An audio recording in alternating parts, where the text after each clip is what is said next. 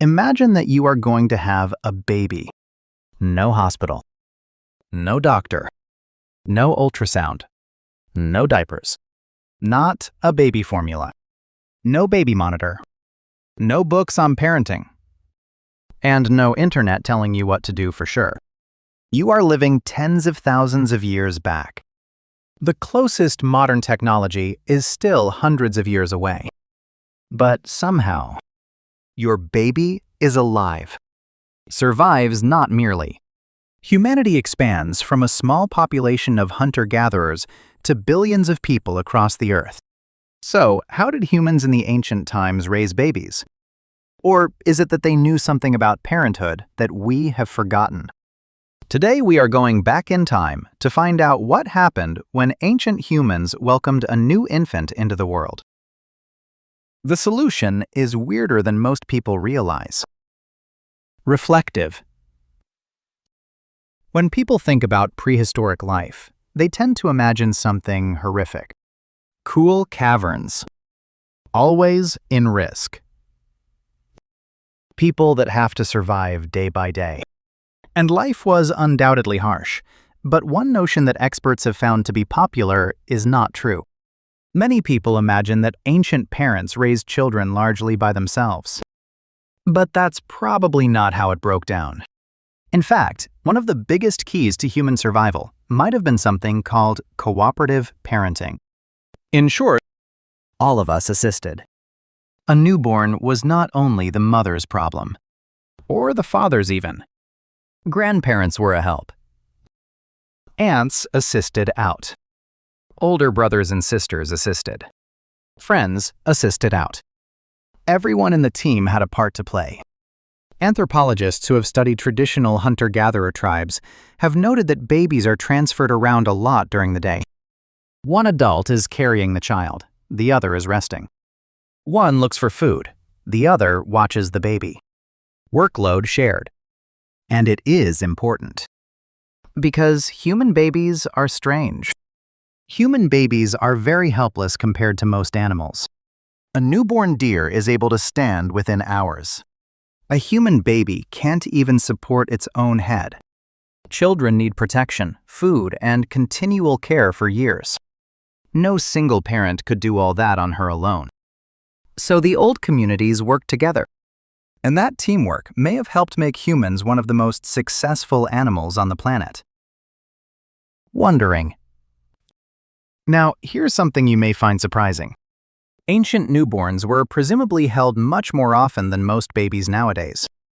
Just think about it. There were no cribs, no sways, no baby carriages, no infant seats. If a group was moving through the countryside in search of food, a baby couldn't simply be left behind. And the infant had to go as well, which meant she was being carried everywhere. For hundreds of years, parents probably utilized rudimentary slings made of animal skin, woven fiber, or other natural materials. An infant may be carried most of the day against a person's chest or back, feeling heat of the body, a heartbeat, hearing voices familiar, experiencing frequent physical touch. Some experts think this direct contact helps to improve the emotional ties between caregivers and youngsters. And it may have helped to soothe babies as well. After all, in the wild, a wailing newborn could draw attention from predators, which is not desired. It was reassuring to stay near to adults. It is perhaps a question of life and death. But it wasn't just carrying babies that was hard. Feeding them was another matter. But ancient mothers had no supermarkets, no bottles, no formula, no infant food. Breastfeeding was the main source of sustenance for newborns for most of human history. And in a lot of societies, children were nursed for some number of years. A hell of a lot longer than most would expect today. This was not rare. It was usual. That's because there weren't any safe alternatives. The risk of death was substantially higher for a baby who could not be breastfed. That's why communities typically showed up so strongly for mothers. When a woman was kept healthy, so too was her child. But what occurred when the youngsters were old enough to explore? This is where ancient childhood begins to seem extremely different from modern childhood. Many children today spend hours indoors. Time in screen. Video games. Mobile phone use. No such thing for ancient children. The world was their schoolroom. The wood. The river. The plains. The mountain chains. Every day was a learning experience, but not in the form of official lessons. By observation. A child might see the adults making tools, make food, follow animals, construct shelters, collect plants. They were learning, without knowing it, the abilities they needed to survive. Play and education were often one and the same. It would be a good hunting game to throw sticks. Children could role-play building shelters to develop an understanding of adult duties. Learning occurred organically through participation, not with assignments from school. Wondering. And here is an interesting thing. We frequently believe that ancient children enjoyed considerably more freedom than they did.